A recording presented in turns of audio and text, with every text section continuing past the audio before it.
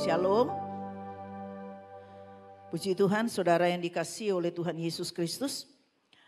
Pada siang hari ini kita boleh lagi bertemu dalam rumah Tuhan. Ini adalah anugerah Tuhan, kita bisa lagi mendengarkan firman Tuhan.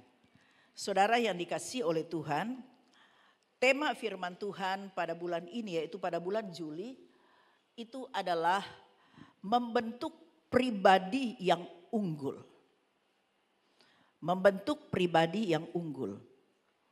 Dan subtemanya adalah mentalitas tahan banting.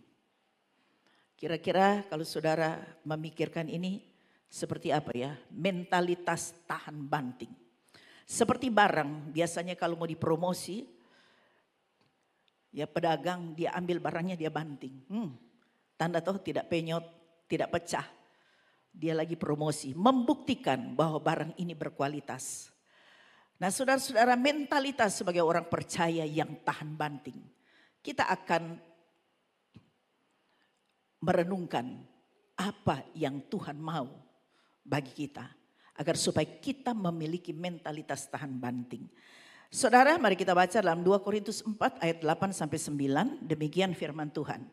Ini adalah surat Rasul Paulus kepada jemaat di Korintus. Tetapi ini juga merupakan firman Tuhan bagi kita semua. Dan segala hal kami ditindas, namun tidak terjepit. Kami habis akal, namun tidak putus asa. Kami dianiaya, namun tidak ditinggalkan sendirian. Kami dihempaskan, namun tidak binasa. Ya, sudah ya. Nah saudara-saudara yang dikasihi oleh Tuhan. Dan apa yang disampaikan oleh Rasul Paulus itu memang dialami. Itulah sebabnya dia dengan penuh percaya diri dia mengatakan itu kepada jemaat Tuhan. Dia mengalami berbagai-bagai penganiayaan. Dia mengalami berbagai-bagai hal yang sebenarnya itu sesuatu yang dia tidak mampu untuk menghadapi. Tetapi dia bisa menghadapi. Dia katakan dia ditindas, tidak terjepit. Habis akal, tidak putus asa. Karena ada banyak orang yang sudah habis akal, putus asa dan mengalami depresi. Saudara-saudara, kemudian Rasul Paulus berkata, kami dianiaya tetapi tidak ditinggalkan. Mengalami aniaya, tapi Tuhan tidak pernah tinggalkan. Dan dihempaskan tetapi tidak binasa. Saudara yang dikasihi oleh Tuhan Yesus Kristus. Kita sebagai orang percaya, seharusnya kita memiliki mentalitas seperti ini.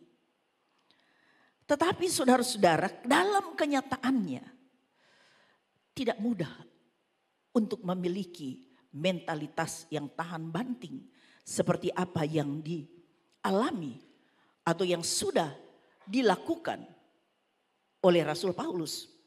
Saudara-saudara yang dikasihi oleh Tuhan, kita sebagai orang percaya hidup di Indonesia. Saya katakan tadi, kita tidak akan mungkin bisa bertahan di dalam iman kita kepada Tuhan.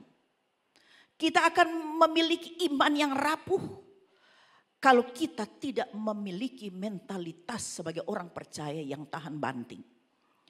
Saudara-saudara, peristiwa-peristiwa yang terjadi di Indonesia sudah sejak lama, dari sekitar ya mungkin tahun 70-an. Bertahun-tahun sampai pada saat ini. Keadaan kita di Indonesia sepertinya tidak berubah.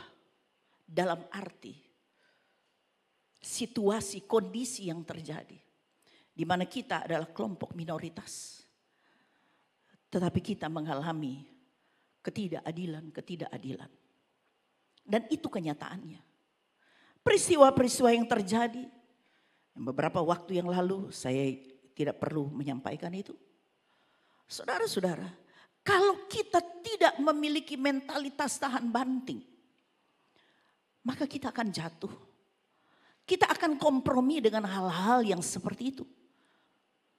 Saudara-saudara yang dikasihi oleh Tuhan, memang kita tidak berdaya. Tetapi paling tidak kita harus mengerti firman Tuhan. Saudara yang dikasihi oleh Tuhan, tindakan-tindakan intoleran radikalisme itu masih saja ada. Bahkan semakin kita rasakan. Tetapi Saya yakin dan percaya mungkin ini diizinkan oleh Tuhan. Agar supaya kita sebagai orang percaya tidak hanya merasa nyaman dengan situasi ini. Tetapi kita memiliki keteguhan iman. Saudara-saudara yang dikasihi oleh Tuhan. Belum lagi dunia sekarang ini begitu banyak tekanan yang berat. Apalagi di dalam rumah tangga mungkin tekanan keluarga, tekanan pekerjaan, usaha dan lain sebagainya. Dan juga krisis ekonomi global yang sedang terjadi. Semua bangsa-bangsa, negara yang ada di dunia ini merasakan hal itu. Krisis ekonomi, bencana alam sering terjadi yang banyak merugikan masyarakat, termasuk orang-orang Kristen. Saudara-saudara, kemudian konflik politik, konflik peperangan yang sementara sedang berlangsung. Tidak pernah tidak ada perang. Saudara, perang ya Israel Palestina yaitu ditujukan pada Hamas yang ada di Palestina. Perang antara Israel dan Iran, Ukraina dan Rusia, dan banyak lagi sebenarnya saudara-saudara. Ini sudah dinubuatkan oleh Tuhan Yesus. Bahwa pada akhir zaman, eskalasi semuanya itu akan semakin meningkat. Saudara-saudara, keadaan dunia tidak lebih baik. Saya mau mengatakan sesuai dengan firman Tuhan, keadaan kita saat ini tidak baik-baik saja. Itulah sebabnya kalau kita sebagai orang percaya memiliki mentalitas yang tidak tahan banting, tidak memiliki karakter yang kuat, kita akan jatuh. Kita akan jauh dari Tuhan. Saudara yang dikasihi oleh Tuhan.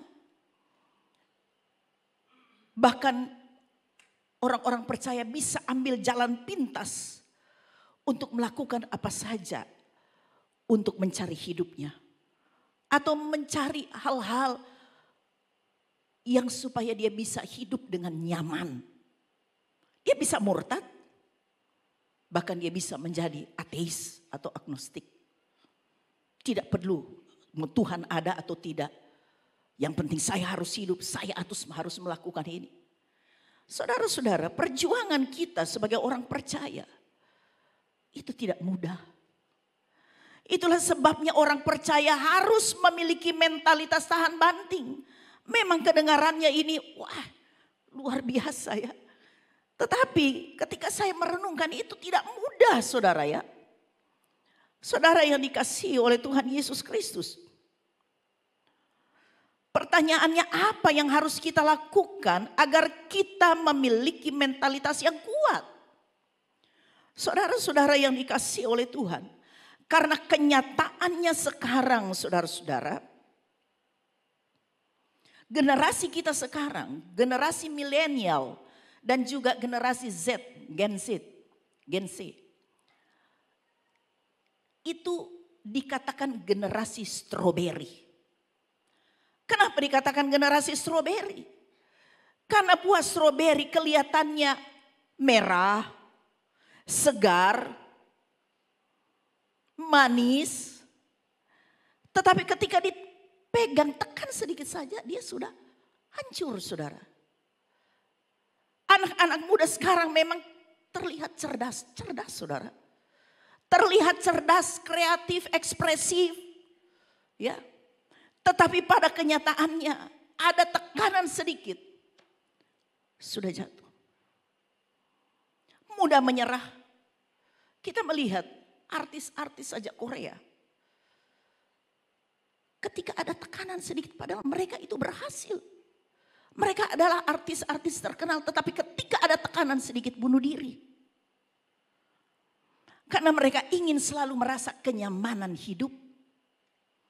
Dan memang itulah yang diinginkan manusia bukan? Kenyamanan hidup. Dan generasi kita sekarang ini, anak-anak kita. Itu termasuk dalam generasi stroberi. Rapuh. Rapuh dalam menghadapi kesulitan, dalam menghadapi masalah. Mereka mudah terluka secara emosional, mudah tersinggung. Karena mereka terlalu banyak merasakan kenyamanan. Dan mereka sangat sensitif, kurang tanggung jawab. Didik anak sekarang agak susah, saudara. Kalau kita dulu ya, zamannya saya takut sekali sama orang tua. Tetapi sekarang itu kenyataannya. Saudara yang dikasihi oleh Tuhan Yesus. Nah, kalau kita bawa dalam hal-hal yang bersifat rohani, sebenarnya ini bukan soal umur, usia. Karena usia generasi strawberry itu dari 15 tahun sampai 35 tahun. Ini saya lihat ya. 15 sampai 35 tahun. Tetapi ada yang sudah lebih dari 35 tahun, 40-an, 50-an. Tetapi seperti generasi strawberry. Artinya memiliki mentalitas strawberry. Rapuh. Nah, saudara-saudara. Dan banyak juga orang Kristen yang seperti ini. Mentalitas strawberry. Cepat mudah tersinggung. Tidak tahan kritikan. Sedikit saja ada hal-hal yang tidak menyenangkan. Sudah down. Itulah sebabnya ada banyak orang Kristen yang masuk keluar gereja. Mencari sesuatu kenyamanan. Hari gereja ini tidak cocok. Saya harus fair ya saudara. Kemudian mencari lain. Karena mungkin ada sedikit yang tidak mengenakan. Saudara-saudara yang dikasihi oleh Tuhan. Terlalu rapuh. Ada konflik sedikit. Antar keluarga, antar jemaat. Jauh tinggalkan Tuhan. Saudara-saudara mental strawberry. Saudara yang dikasihi oleh Tuhan Yesus Kristus. Oleh karena itu saya mau mengatakan mentalitas tahan banting. Bagi orang yang percaya Yesus itu berbicara soal pembentukan karakter. Dan cara berpikir. Yang sudah mengalami transformasi. Yang dipimpin oleh firman Tuhan. Saudara-saudara. Hanya firman Tuhan yang akan membentuk kita. Karena iman itu datang dari pendengaran dan pendengaran oleh firman Kristus. Nah, ada banyak orang Kristen yang tidak menyadari hal ini. Mereka lebih suka mungkin ya kalau puji-pujian enak tuh ada musik. Tetapi setelah pemberitaan firman. Ya mulai cuek ya. Mungkin main game. Atau mungkin kesempatan tidur. Saudara-saudara, karena tidak menyadari pentingnya firman Tuhan. Saudara yang dikasihi oleh Tuhan, sekali lagi saya mau katakan. Mentalitas tahan banting bagi orang percaya. Itu berbicara soal pembentukan karakter dan cara berpikir kita. Yang sesuai, yang dipimpin oleh firman Tuhan. Saudara-saudara. Artinya bahwa seorang Kristen, orang yang percaya kepada Yesus harus mengalami transformasi, perubahan cara pikir. Roma 12 ayat 2. Ini juga yang ada tertera di visi GBI FOCC tempat ini. Janganlah kamu menjadi serupa dengan dunia ini, tetapi berubahlah oleh pembaharuan budimu. Pembaharuan budimu ini pembaharuan pikiran. Sehingga kamu dapat membedakan manakah kehendak Allah, apa yang baik, yang berkenan kepada Allah dan yang sempurna. Harus ada perubahan cara pikir, cara pandang atau paradigma. Supaya kita bisa membedakan di dalam hidup ini mana kehendak Allah dan yang mana kehendak iblis. Apa yang baik, apa yang tidak baik, apa yang berkenan kepada Allah dan yang sempurna, itu perlu saudara. Dalam situasi dunia yang seperti ini, kalau kita tidak bisa membedakan mana baik, mana jahat, habis sudah. Saudara yang dikasihi oleh Tuhan Yesus Kristus, cara pandang kita itu harus berubah. Tidak lagi seperti cara pandang orang dunia melihat. Tidak lagi seperti orang dunia melihat cara pandang. Seperti apa, mau seperti apa hidup ini. Saudara-saudara, orang dunia berpikir time is money. Waktu itu adalah uang. Ya memang betul kita memang harus kerja. Tidak mungkin kita tidak kerja. Saudara, kita membeli sesuatu bukan dengan iman, dengan uang. Tetapi bagi orang dunia, waktu memang itu adalah untuk uang. Jadi seluruh waktunya, hidupnya memang untuk uang. Tetapi orang yang sudah berubah cara pandangnya, waktu adalah kesempatan untuk mencari Tuhan. Bukan hanya untuk mencari uang, tetapi kesempatan untuk kita mencari Tuhan. Carilah, maka kamu akan mendapat. Carilah Tuhan sementara kamu masih bisa mendapatkan Dia. Yesaya 55. Berdoalah sementara Ia dekat. Itu kata firman Tuhan. Gunakan kesempatan bukan hanya semata-mata bekerja untuk mencari uang. Walaupun kita harus kerja. Nah saudara-saudara. Orang dunia berpikir paradigmanya uang atau harta yang banyak adalah memberikan jaminan kebahagiaan. Betul ya saudara? Itulah sebabnya mereka tidak ada kesempatan untuk mencari Tuhan. Mereka hanya menomorduakan Tuhan. Tapi yang mereka utamakan adalah harta, mencari uang, mencari jabatan. Walaupun dengan cara-cara yang tidak baik. Saudara, tetapi orang yang sudah dirubah cara pandangnya, sudah mengalami transformasi. Dia tahu bahwa harta, uang tidak menjamin kebahagiaan. Hanya kalau dia ada dalam Kristus. Saudara-saudara yang dikasihi oleh Tuhan. Kita boleh banyak uang. Kalau seluruh hidup kita hanya untuk itu. Kenyataannya ada banyak orang yang justru dengan kekayaannya membuat dia stres. Justru dengan kekayaannya dia tidak bisa menikmati. Untuk apa?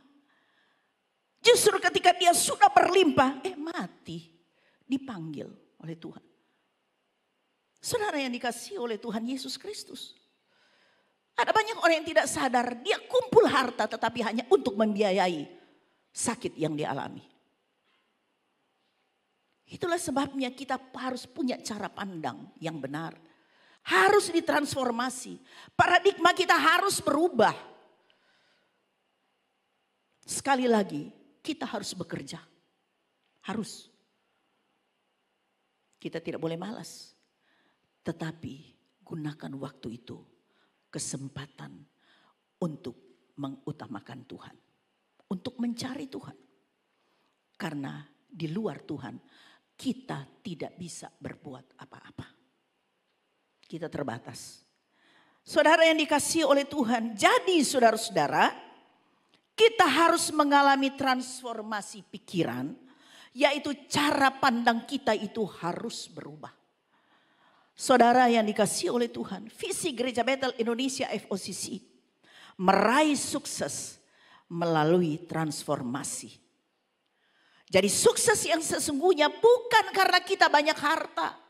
Bukan karena kita punya kedudukan.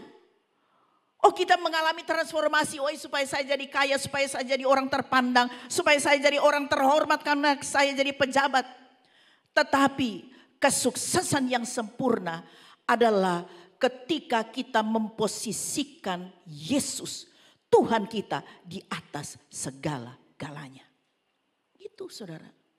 Itu cara pandang yang sudah diperbaharui. Yang sudah mengalami transformasi. Saudara yang dikasihi oleh Tuhan Yesus Kristus. Seorang yang bernama David Green. Dia pengusaha Kristen Amerika dan pemilik Hobby Lobby ya saudara. Di Hobby Lobby salah satu jaringan toko kerajinan terbesar di Amerika Serikat. Dia juga adalah seorang miliarder Amerika.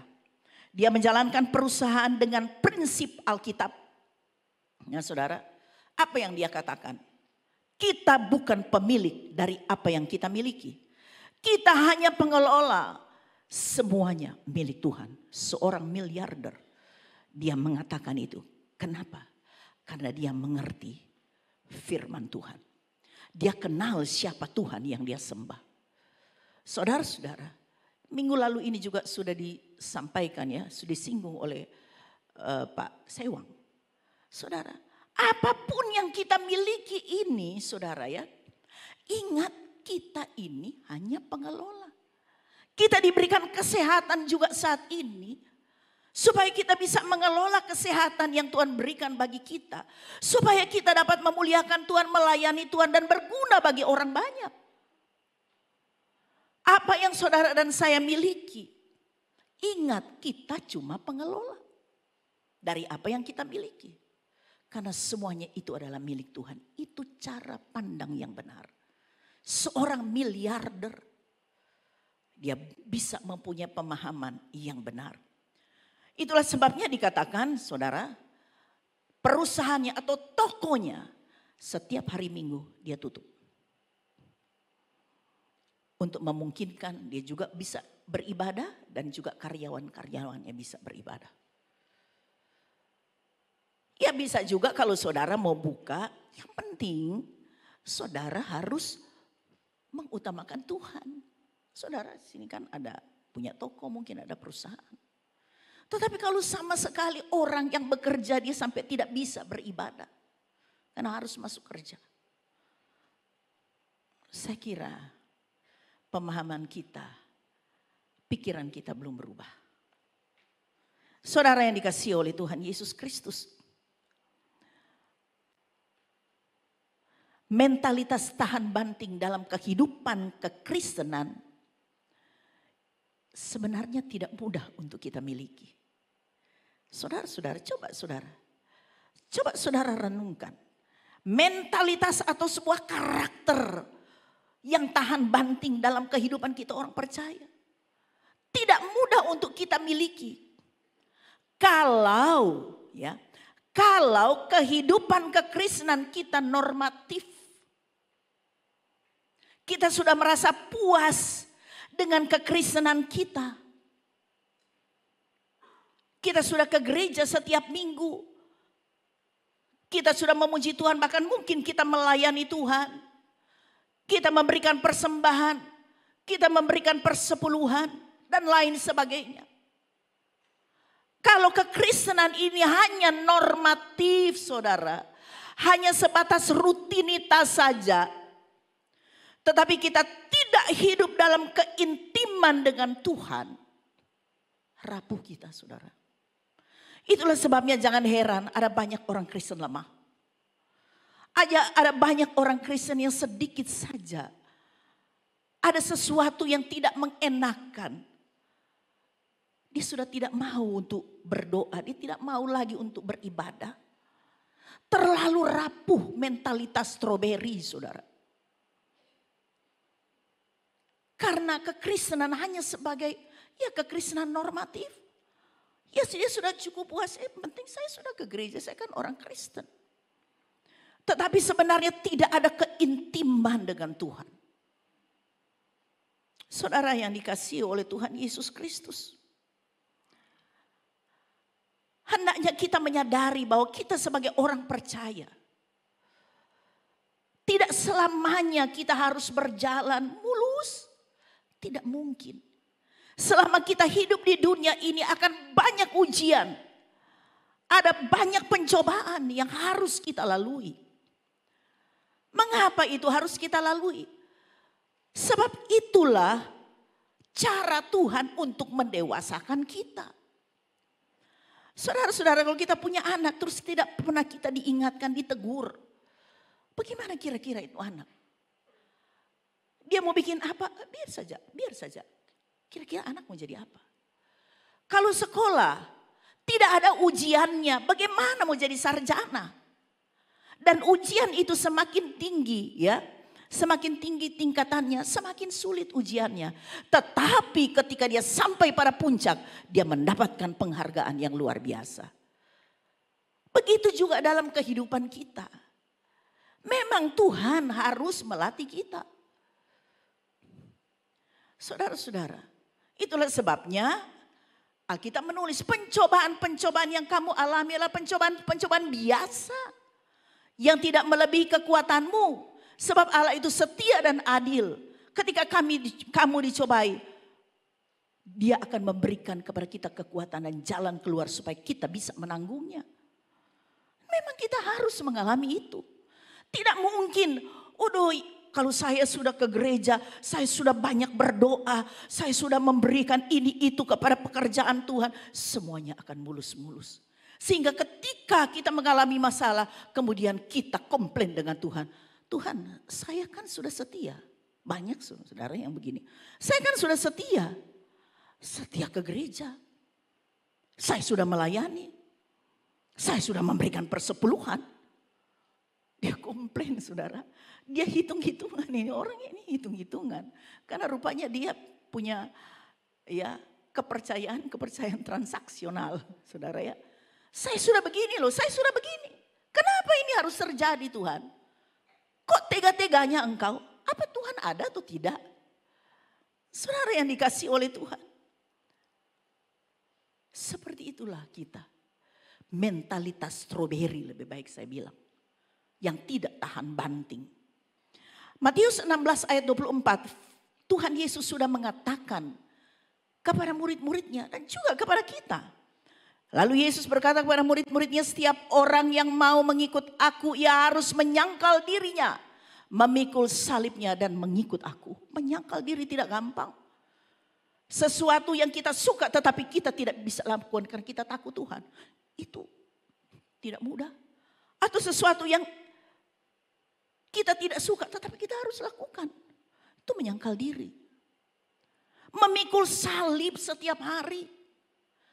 Saudara-saudara, Yesus sudah jauh-jauh hari mengatakan itu kepada orang-orang, kepada murid-murid Kristus.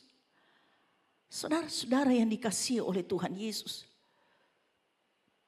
Itu sebabnya kita perlu ada keintiman dengan Tuhan dalam segala situasi. Bukan nanti dalam, kalau kita dalam senang, di mana ada doa, di mana ada ibadah. Tetapi kalau kita dalam kesulitan, sudah jauh. Gereja pun tidak. Saudara, keintiman itu harus dalam segala situasi.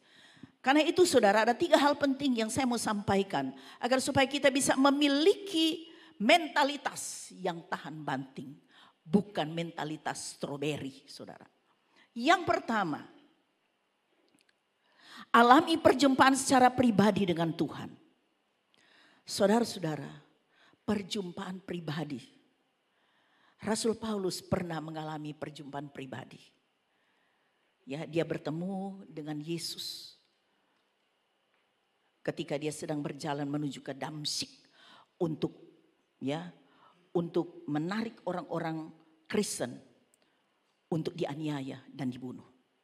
Tapi Yesus mencegat. Ada banyak pengalaman-pengalaman rohani dari orang-orang yang non-Kristen. Mereka berjumpa dengan Yesus. Secara langsung atau dalam mimpi. Tetapi saudara-saudara, tidak semua harus begitu. Saudara yang dikasihi oleh Tuhan. Jadi bagaimana kita mengalami perjumpaan secara pribadi dengan Tuhan? Saudara, itu di dalam doa, pujian, penyembahan kita. Saudara-saudara, kita harus mengalami perjumpaan secara pribadi. Kita merasakan hadirat Tuhan ketika kita berdoa. Kita bisa berjumpa secara pribadi dengan Tuhan. Saya mau tanya kepada saudara, kepada kita semua. Pernahkah saudara ketika saudara berdoa dan menyembah Tuhan, saudara merasakan kehadiran Tuhan? Ataukah cuma saudara biasa-biasa saja, yang penting saya sudah berdoa? Apakah ketika saudara dalam doa-doa pribadi saudara menyembah Tuhan? Apakah saudara mengalami sentuhan kasih Tuhan saat saudara berdoa?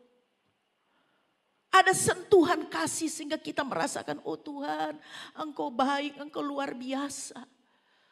Dan bisa karena kita penuh sukacita, kita bisa mengeluarkan air mata. Pernahkah kita alami itu? Pernahkah kita merasakan ketika kita berdoa, kita adalah orang berdosa. Kita berdosa Tuhan. Kita sudah melakukan dosa. Tetapi Engkau mengasihi aku. Pernahkah saudara? Itu berarti saudara sedang berjumpa dengan Kristus. Doa bukan hanya sembarangan. Saudara-saudara, doa biasanya cuma formalitas saja. Tetapi berjumpa dengan Tuhan lewat doa-doa kita itu perlu supaya kita memiliki mentalitas yang kuat. Pernahkah kita berdoa kemudian kita merasa beban kita terlepas. Ada damai sejahtera karena kita merasakan kehadiran Tuhan. Pernahkah saudara?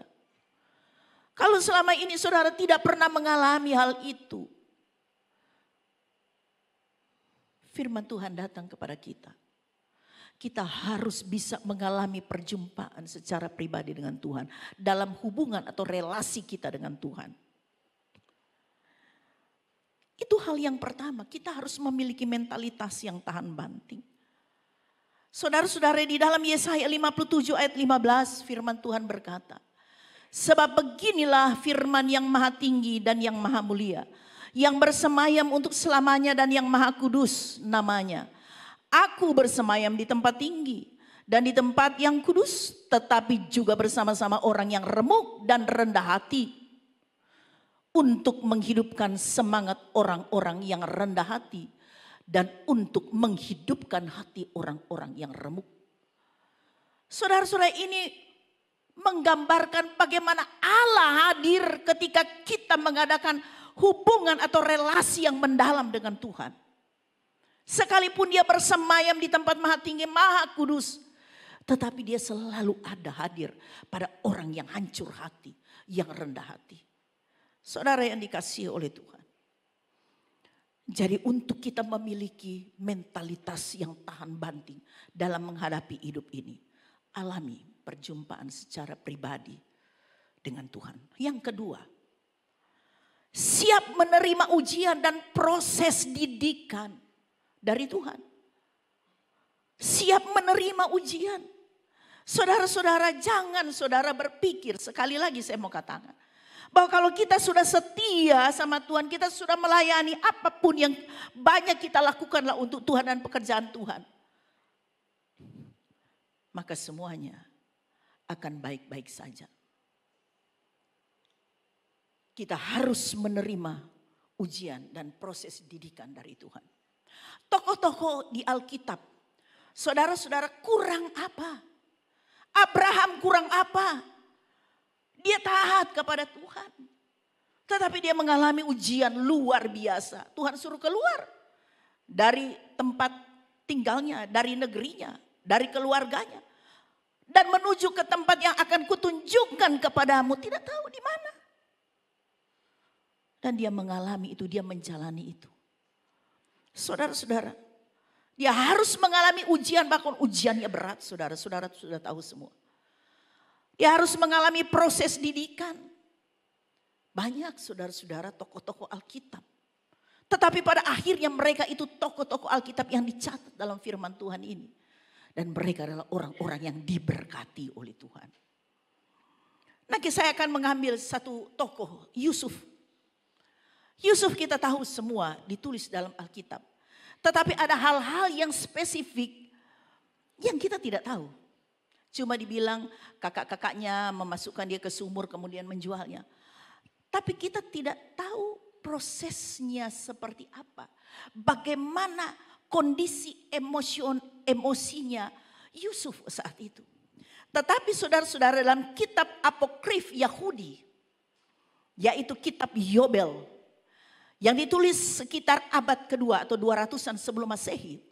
Yusuf digambarkan bagaimana dia menangis dengan keras ketika kakak-kakaknya memperlakukan Yusuf dengan tidak sepantasnya.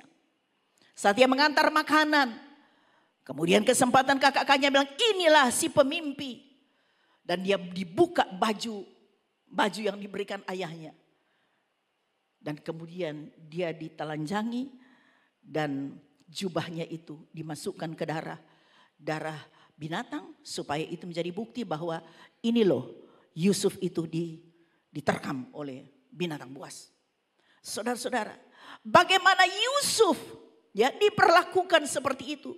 Yusuf memohon belas kasihan, ini ditulis dalam kitab apokrif ya, kitab Yobel. Itu termasuk kitab sejarah, menuliskan sejarah. Memang tidak dikanonik di Alkitab, tidak ditulis, tetapi itu sejarah dari Yahudi. Yusuf memohon belas kasihan supaya saudara-saudaranya ya memberikan belas kasihan kepadanya. Tetapi saudara-saudaranya malah mentertawakan Yusuf, itu ditulis. Kemudian dalam kitab tradisi Yahudi kuno, yaitu dalam kitab Midras dan Tarkum, itu adalah kitab tafsiran rabbinik atas kitab-kitab Taurat, itu ditulis. Yunus menangis dan memohon dengan suara keras. Ya. Ketika dia mau dimasukkan ke dalam sumur itu, dia berteriak dengan keras. Saudara. Tetapi kakak-kakaknya menutup telinganya. Dan kemudian Yusuf berkata, apakah kalian tidak takut akan Allah?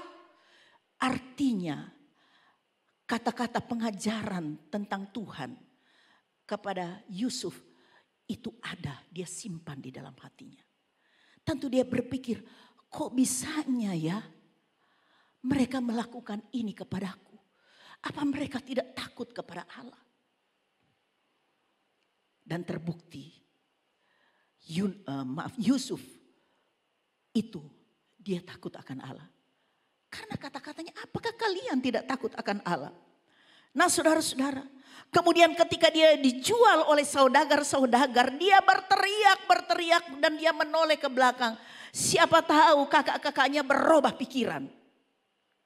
Dan kemudian menolong dia, membebaskan dia. Tetapi tidak saudara. Saudara yang dikasihi oleh Tuhan Yesus Kristus.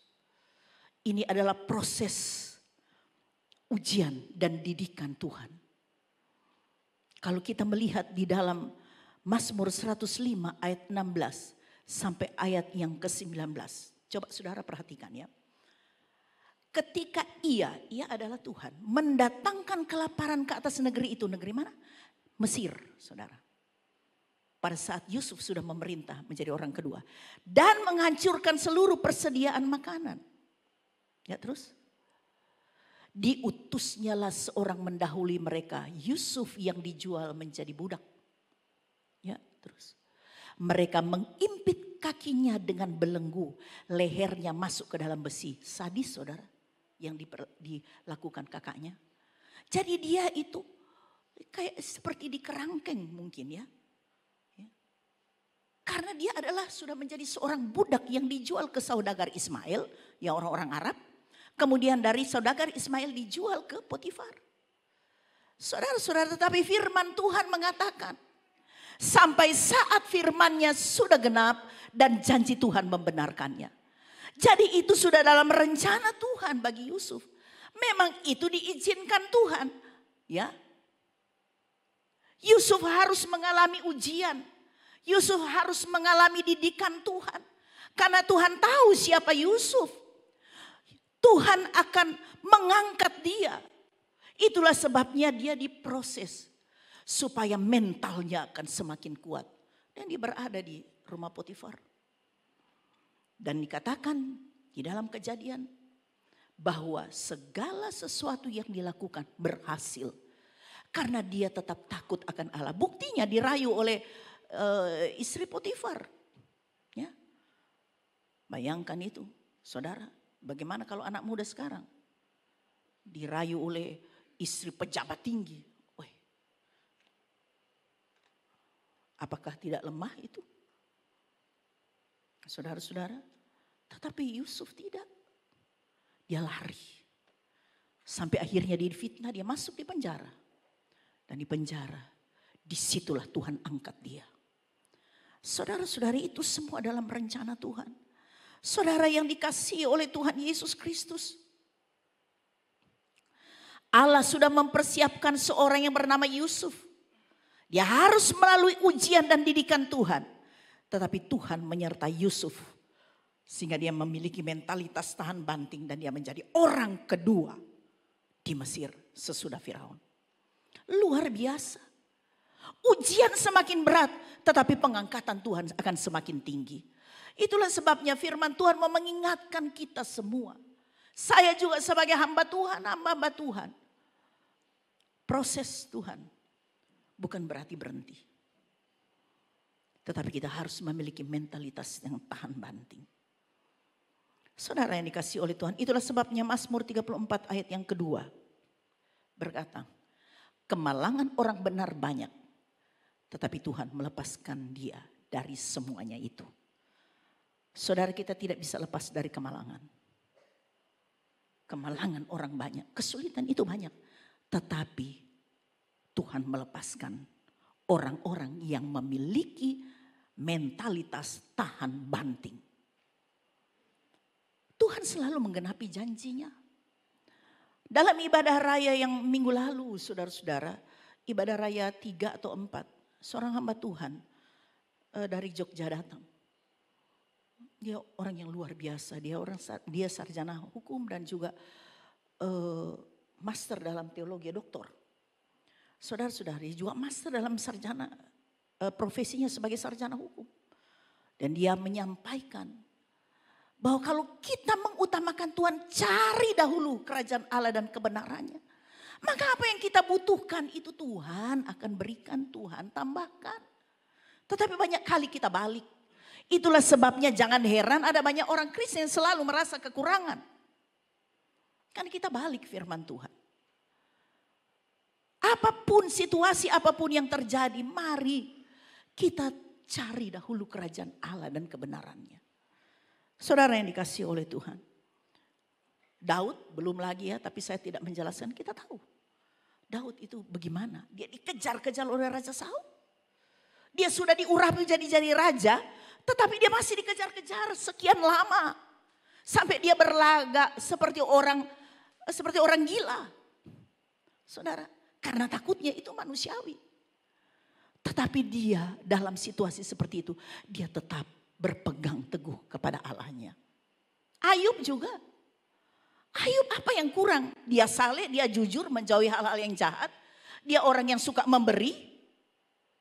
Tetapi dia mengalami pencobaan. Waduh, saudara, belum ada yang seperti Ayub, saudara. Tetapi justru pada saat dia mengalami penderitaan itu, dia berkata, dahulu aku mendengar engkau hanya dari kata orang saja. Hanya, kata orang itu Allah begini. Tetapi sekarang mataku memandang dia. Dia melihat dalam pertemuannya dengan Allah. Artinya ketika dia berdoa, berhubungan dengan Tuhan, dia kenal siapa Allahnya. Itu sebabnya Tuhan berkati dia 2 kali lipat. Anak-anaknya dikembalikan menjadi 10 kembali. Yang paling cantik, 3 orang anak perempuan paling cantik. Pasti istrinya juga kembali. Bagaimana dia mau ada anak kalau tidak istrinya kembali. Nah saudara yang dikasih oleh Tuhan. Apa yang Tuhan buat itu selalu baik adanya. Itulah sebabnya kita harus mempunyai mentalitas yang tahan banting. Terserah kepada kita. Kita mau seperti itu atau tidak.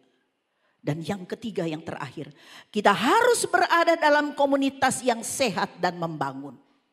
Kita tidak bisa hidup sendiri. Kita sok-sokan kuat. Biar kita tidak usah ke gereja, kita tetap kuat kok. Kita tidak usah bergabung dengan orang-orang percaya lainnya. Tidak saudara. Ibrani 10 ayat 24 sampai 25 firman Tuhan berkata. Dan marilah kita saling memperhatikan. Supaya kita saling mendorong dalam kasih. Dan dalam pekerjaan baik. Itu berada dalam komunitas. Janganlah kita menjauhkan diri dari pertemuan-pertemuan ibadah kita. Seperti dibiasakan oleh beberapa orang. Tetapi marilah kita saling menasehati. Dan semakin giat melakukannya menjelang hari Tuhan yang mendekat. Kita perlu berada dalam komunitas yang sehat. Komunitas orang-orang percaya. Supaya kita saling menasihati, saling menguatkan, saling mendoakan. Ya, kita juga saling mendorong di dalam kasih. Saudara-saudara, kita tidak bisa hidup sendiri. Kita diciptakan tidak untuk berjalan sendiri. Karena kita ini adalah manusia makhluk sosial. Dan Tuhan menyediakan tubuh-tubuh Kristus untuk kita, untuk saling menguatkan satu dengan yang lain. Tuhan Yesus ke bait suci bersama murid-muridnya juga kok. Tuhan Yesus berjalan melayani bersama-sama dengan muridnya. Yesus membentuk komunitas. Bukan berarti mentang-mentang dia adalah Mesias, dia adalah Juru Selamat, dia tidak butuh itu. Saudara-saudara, kita butuh komunitas. Di gereja ini saudara, banyak saudara bisa mengikuti, bukan saja dalam ibadah raya. Ada komunitas The Kings, WBI, youth, anak-anak muda, dewasa muda, banyak. Kalau kita mau memiliki mentalitas tahan banting, kita harus hidup dalam komunitas yang sehat. Saudara-saudara, ada pernyataan, ya, kata-kata bijak dari Dietrich Bonhoeffer, ya. Dia adalah seorang teolog Jerman pada zaman Nazi. Dia katakan orang Kristen yang dapat hidup sendirian tidak pernah ada dan tidak bisa ada. Saudara, kita tidak bisa hidup sendiri. Orang Kristen membutuhkan sesamanya karena Kristus ada di dalam saudara. Mereka seperti juga dirinya sendiri. Karena kita sama-sama adalah tubuh Kristus. Kita harus ada saling bersatu.